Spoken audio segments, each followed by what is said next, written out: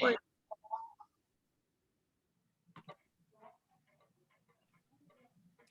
Hi, so I'm Leora, and I am one of the supervisors providing feedback to our supervisees for the training manual that they have created. And my name is Dakota, and I am the other supervisor that is providing feedback as well. And then supervisees, please introduce yourselves. I'm Tara, one of the supervisees. I am Randa, and I'm one of the supervisees. Thank you so much for introducing yourselves, Tara and Randa. I just want to start by asking you if you were able to review the written feedback that we provided. Yes, we were. Awesome. Great. That is good to hear. So I'll just start by saying that overall, you all did a great job on this training manual. It's really apparent that your group worked together and worked hard to put it together and make it cohesive. The manual as a whole has good grammar, spelling, punctuation, and flow. For the table of contents, please add hyperlinks as the instructor has requested. And there's a little bit, we had to do a little bit of a learning curve. So if you're unsure on how to do this, we added some comments. We added a comment in the training manual with a link to resources on hyperlinks. So you can just go to the training manual, click that comment, and it'll take you to just instructions on how to do that. Thank you so much. That is definitely something that we are unsure of how to do. Yes, thank you for that. Of course, I hope you find that resource helpful. So I'll dive right into feedback for section 1. Overall, section 1 of your training manual was well organized, especially the training objectives. I also thought it was really clever that you decided to use the steps of behavioral skills trainings as the objectives themselves. So major brownie points for that. This section was definitely written to the appropriate target audience. Just do keep in mind that it is for the trainer, not the direct care staff, and therefore it's okay to use more technical jargon here. I didn't notice too much technical jargon, which is also fine, but you do have that freedom to use it here more than anywhere else. The main growth point for this section that I wanted to mention is to review the written content for words or phrases that may sound ableist. So an example is using phrases such as a comorbid diagnosis. A more appropriate alternative would be the phrase co-occurring diagnosis. And then you can review the comment posted on that section in the training manual to access a resource which discusses how to avoid ableist language. Additionally, you mentioned that individuals have, or the individuals that you're working with may have mild versus severe autism. And I do understand that autism is a spectrum, but this wording is a bit vague. Some autistic individuals also might take offense to this, as they all have autism, no matter how the autism impacts or affects them. So I think it would be helpful to describe this in terms of skill areas or skill deficits, rather than stating mild versus severe autism. Thank you That's for a really that. great point. We'll make sure to go back and fix that. Yeah. Awesome. Great. But overall, the writing was really easy to understand in this section, and the expectations for the primary and secondary trainers were clear and to the point. So I'll move on to feedback for section 2. Again, this section is generally really well written. I felt that the introduction to behavioral skills training that you provided was insightful. I would just suggest switching the language so that it's in third person, as this is a general overview of behavioral skills training rather than instructions, like direct instructions for implementation. Thank you for that. We will make sure that we put it in third person. Of course, thank you for being so receptive to the feedback. Then I thought that the organization for the training overview was also well thought out, with a clear introduction and conclusion for each part, which made reading it flow really well. I think it's great that you discussed limitations about the training methods. I would just suggest including some limitations about the studies, the specific studies that you reviewed as well. Okay. Awesome. And then I really like that you decided to include a discussion session at the beginning of the training day to kind of break the ice. This is a really good way to get people comfortable with talking to each other and getting to know each other through discussion. Thank you. Of course. And then I'll hand it over to Dakota. Okay, so for section 3, overall, it was effective in explaining the function-based intervention to the trainers, and it also gave detailed rationale for when to choose DR and when to choose NCR.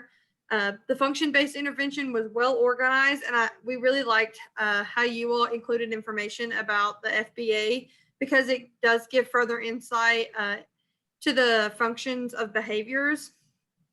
We also really like that you highlighted the importance of replacement behaviors along with giving a great overview of differential reinforcement. You guys gave a great definition and talking about what differential reinforcement was.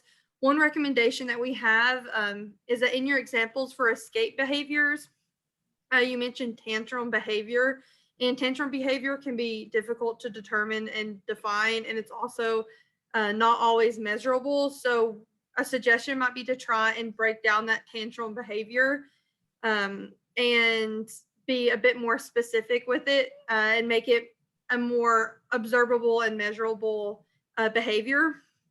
And then one question that we had was when choosing between DR and NCR in that section of section 3, in that subsection of section 3, we believe that this section could be a little bit longer and add a little bit more information in there. And so a question might be, what are some examples of current mistakes in practice and what measures can be taken?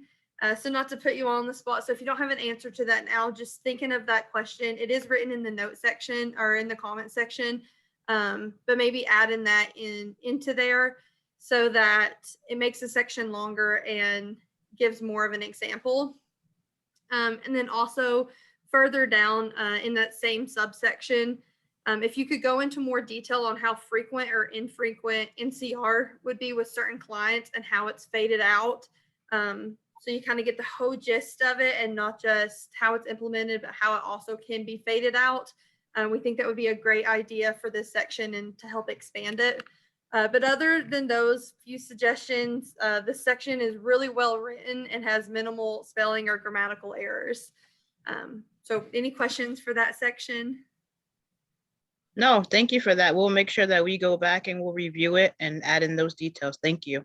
Perfect. And then moving right along to section 4. For section 4, the overall organization and presentation of this section was very neat. The definitions are clear and concise, and you guys avoided using jargon, which was so great.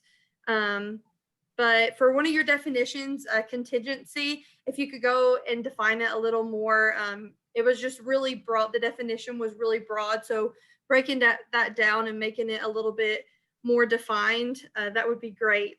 And then we also recommend bolding the words, like the actual words, away from the definition so that you're able to see the words so they stand out more to the trainer when they're reviewing it. They're able to see it more clearly. Other than that, though, the definitions are really great. You have great operational definitions, and you did a good job providing examples and non-examples in all of those, which I think is really important to be able to see both the example and the non-example. So really good job there. Thank you. Thank you. That's a good suggestion too, to go back and bold them so that they stand out a little bit more. Yeah. And then, so one more suggestion to the definition portion of section 4 is that it might be helpful to include more terms. So we gave some example terms. They're in the comment section. I can read a few of them off. So maybe adding in antecedent, behavior, consequence, frequency, duration. Those are just some of the different ones. So just the ABC that those things, and then also going in and the different types of data collection, if you want to add those in there. Just a suggestion, but just to make your definitions longer and make it more clear to people who may not know what these words mean. It may be great to have those definitions in there. Okay. Yeah, so that's the end of the definition section. As for the graph in section 4, overall looks really nice.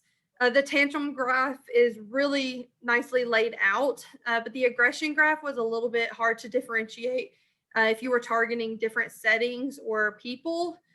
So going along with that graph, we also suggest adding in a baseline line through the entire graph. And in the comment section, we have provided an example of this, of adding in the baseline graph so you can see what it might look like if you guys choose to take this suggestion. We've provided this example, and along with this example, we added examples of a few changes to be made to the graph for it to meet the requirements for it to be an APA format. That's also in the comment section. So if you would take a look at those, it's really simple things, just the phase change lines, tick marks, and a right corner label. But other than that, the graphs are in APA format and they overall look really good. So section 4, just like section 3, looked really nice. So good job. Thank you. Awesome. So we'll move on to our last section, section 5, which was the training materials. For the acquisition test, I thought that it was beautifully organized and really well written. It's not too hard or too easy for the staff to complete. And so I think it will really aid in the learning. The questions were relevant to your training and they highlighted the key teaching objectives. So really great job with the acquisition test. I also like the creative answers that you guys came up with. For the modeling, I love how the steps are laid out and clearly listed with bold lettering, which makes it easy to read. So as Dakota mentioned previously with bolding in the definitions, I see that you guys did it throughout some other parts of your training. So just kind of pulling from that. However, the expectations for this for the modeling portion were a bit unclear as we didn't see any scenarios for the modeling. The scenarios for the role play looked really good.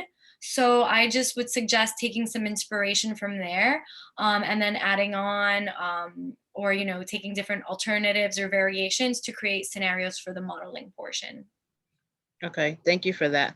Yeah, of course. And then one more thing that we would like to know is how long the modeling and role play should be. And then, because it's a little bit unclear, and then what specifically would the trainers be doing during that time? Like, would they be participating? Would they be walking around and observing? Those are all a few of the questions that we had within those sections.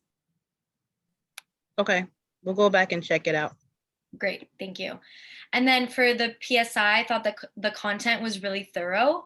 Thank you so much for starting the presentation with background information on PSIs and how to navigate it, as this is really important, especially for someone that's never used or seen a PSI before, or even maybe worked on a computer. So that was awesome. You also did a really great job at providing key information prior to diving into the thick of the intervention portion, which is really important because not all direct care staff may be familiar with basic ABA concepts. And so a short review is always a good idea. So nice job keeping the target audience in mind with the PSI. And then for the audio portion of the PSI, when you went to a new slide, you had to actually manually click the audio button in order for the recording to start playing. So please just adjust the audio on the PowerPoint settings so that it plays automatically when you move into a new slide. But on the bright side, the audio recordings themselves were very clear. The speaker had appropriate tone, voice volume, and affect. So that sounded really nice. So overall, the PSI was organized. It had a good flow. It was visually appealing. Each slide had an appropriate amount of information and the white space was well balanced. And then for the content and organization, the sections were split up by content with relatable knowledge. And then those knowledge checks really split up the sections in a great and understandable way. So good job. Thank you. Yeah, you're very welcome. That pretty much concludes all the feedback that we had to give you. Keep in mind that this was a bit more concise, and you will find more information and more specifics on the written portion. But great job overall, and keep up the good work. I can't wait until we can see the final product that you guys get to create. Thank you so Thank much you. for your feedback. Yeah, absolutely. Thank you for being very receptive to it. We appreciate that a lot.